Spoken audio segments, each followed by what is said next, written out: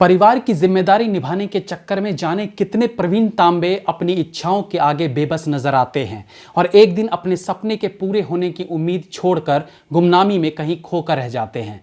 आप सोच रहे होंगे बाकी बातें तो ठीक हैं, लेकिन आपने एग्जाम्पल किसका दिया? कौन प्रवीण तांबे? जी हाँ, यही है उस फिल्म का नाम जिस पर आज की चर्चा रहेगी। रिव्यू करेंगे कौन प्रवीण तांबे।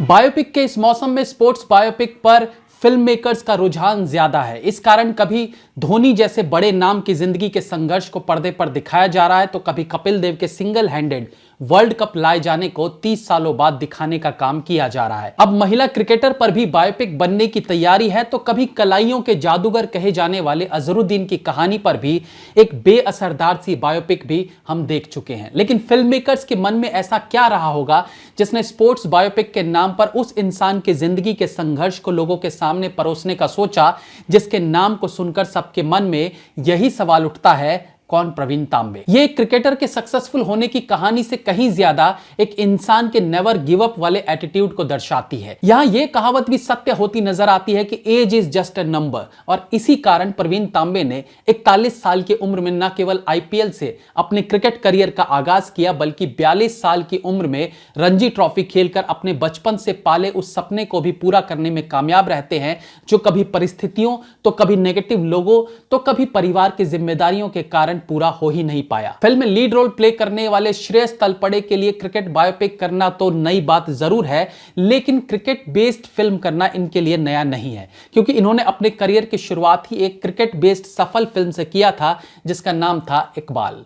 कौन प्रवीण तांबे कहानी अगेन एक क्रिकेटर की है, और इस कहानी को एक स्पोर्ट्स जर्नलिस्ट के नजरिए से बताना फिल्म की क्रेडिबिलिटी को बढ़ाता है। स्पोर्ट्स जर्नलिस्ट के रूप में परमब्रता चैटर्जी सुपर्ब लगते हैं। एक नेगेटिव एटीट्यूड लिए जिस तरीके से वो अपने नजरिए से इस पूरी कहानी को सुनाते हैं, वो कहीं ना कहीं प्रवीण तांबे के कामयाब ना होने के कई रीजंस को बताता है, जो शायद प्रवीण तांबे को भी बहुत बाद में पता चला होगा।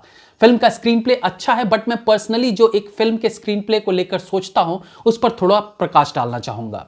एक फिल्म प्रेजेंट डे में शुरू होती है और हमें पता है कि ये एक बायोपिक है, जिसका मतलब है हीरो जो है फाइनली एक कामयाब इंसान, या अगर इस फिल्म की बात करें तो एक कामयाब क्रिकेटर बनेगा। 15-20 मिनट की फिल्म के बाद कहानी पास्ट में चली जाती है और उसके संघर्षों को दिखाना शुरू करती है। अब हमने प्रेजेंट की कहानी वहां छोड़ी जहां वो कामयाब हुआ नहीं है, और इस तरह की फिल्मों में ऑडियंस का सबसे ज्यादा फोकस रहता है कि कहानी कैसे धीरे धीरे उस एक्टर की सक्सेस की ओर बढ़ेगी, तभी एक्साइटमेंट आएगा। लेकिन प्रेजेंट में कहानी वहां छूटी है जहां वो कामयाब नहीं हुआ है, तो जब हमें इस जगह से उसका पास्ट दिखाया जाता है, तो वो सक्सेस की तरफ बढ़ने वाली कहानी जिसके लिए ऑडियंस एक्साइटेड रहती है, वो एक्साइटमेंट खत्म हो जाती है, क्योंकि सबको पता रहता है कि ये पास्ट की कहानी है और फिल्म में प्रेजेंट तक भी वो एक्टर उसी जगह पर है, यानी नाकामयाब है।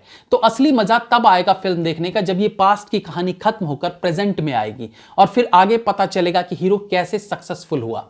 अब मानता हूं कि पास्ट की कहानी यानी फ्लैशबैक एक इंपैक्ट डालती है ऑडियंस पर, लेकिन इस फ्लैशबैक पार्ट के साइज को थोड़ा कम रखना चाहिए, क्योंकि फ्लैशबैक पार्ट तक ऑडियंस को अच्छे से पता है कि इस फ्लैशबैक पार्ट में उसकी सक्सेस की जर्नी तो शुरू होने वाली नहीं है। इसलिए ये फ्लैशबैक सीन खत्म होंगे, फिल्म प्रेजेंट में आएगी, तब इसको देखने की एक्साइटमेंट बढ़ेगी। यहां फिल्म में वो फ्लैशबैक पीरियड थोड़ा सा लंबा है। कहने का मतलब है, क्यों ना कहानी शुरू ही पास्ट से करो, मतलब छोटे से बड़े होने तक की कहानी, या फिर छोटे छोटे पार्ट्स में फ्लैशबैक बीच बीच में दिखाया जाए, ताकि पास्ट और प्रेजेंट दोनों में एक्साइटमेंट बनी रहे। ये केवल इस फिल्म के लिए नहीं, बल्कि बाकी फिल्मों पर भी लागू होती है अगर कहानी किसी के सक्सेसफुल होने की है तो। श्रेयस तलपड़े शायद इस किरदार के लिए बेस्ट चॉइस थे, कारण कि उनकी कद काठी काफी हद तक प्रवीण तांबे से मैच तो करती है, बट दोनों का मराठी होना भी एक बड़ा रीजन है कि इस रोल में वो फिट बैठते हैं। बाकी का काम श्रेयस ने अपनी एक्टिंग के थ्रू बता ही दिया। एक फ्रस्ट्रेटेड इंसान जिसे अपने भाई के अलावा क्रिकेट के लिए किसी का सपोर्ट नहीं है, जिसे हर रोज अपने सपने को जिंदा रखने के लिए दुगनी मेहनत करनी पड़ती है, उस किरदार को श्रेयस ने बेहतरीन निभाया है। परमब्रता चैटर्जी ये दूसरा नाम है जो अगेन अपने इगोस्टिक एटीट्यूड को बेहतरीन तरीके से दिखाने में कामयाब रहे हैं। चेहरे पर हल्की सी मुस्कान रहती है, लेकिन मन के अंदर प्रवीण तांबे के लिए एक अनजाना सा बैर, अनजानी सी ईर्ष्या। शायद ये उसकी ईर्ष्या ही थी जिसने तांबे के सक्सेसफुल होने में 2-3 साल का एक्स्ट्रा इजाफा कर दिया। फिल्म में अंजलि पाटिल अगेन अपने परफॉर्मेंस से इंप्रेस करती है। एक मराठी लोअर क्लास फैमिली की हाउसवाइफ वाले किरदार को निभाते हुए वो अपना बेस्ट देती नजर आती है। इनके अलावा आशीष विद्यार्थी फिल्म में कोच की भूमिका निभाते हैं, जो एक्चुअली प्रवीण तांबे के सक्सेस में टर्निंग पॉइंट का काम करते हैं। आशीष विद्यार्थी बहुत रियल लगते हैं फिल्म में।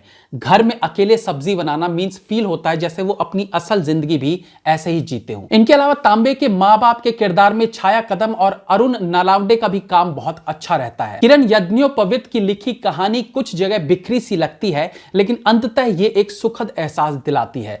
जयप्रद देसाई का डायरेक्शन काफी हद तक इंप्रेसिव है, हालांकि स्क्रीन प्ले आदि में कुछ और बेहतर किया जा सकता था। बैकग्राउंड म्यूजिक में थोड़ी और बेहतरी की जरूरत महसूस होती है। एक बाल फिल्म में बीजीएम के साथ साथ आशाएं गाना आज भी one of the best motivational song के तौर पर देखा जाता है। वैसा कुछ यहां भी जरूरत थी। बाकी प्रवीण तांबे की कहानी तो वैसे ही मोटिवेशनल है और उसे और अच्छे ढंग से फिल्म के तौर पर दिखाने का काम किया है कौन, प्रवीण तांबे फिल्म की टीम ने। फिल्म के लिए मैं देना चाहूंगा 3 स्टार और हाफ स्टार प्रवीण तांबे की लाइफ पर फिल्म बनाने की सोच के लिए, क्योंकि जो ऑलरेडी पॉपुलर है उनके बारे में बताकर क्या फायदा। जरूरत है प्रवीण तांबे जैसे लोगों को दिखाने की जिनके जिंदगी भर के संघर्ष बाहरी रूप में उतना प्रभावित ना करे, लेकिन जब आप प्रवीण तांबे के जूते में अपना पैर रखेंगे तो आपको यह कहानी, यह संघर्ष कहीं ना कहीं अपने जैसी लगेगी। मेरी तरफ से 3.5 star. Have a nice day.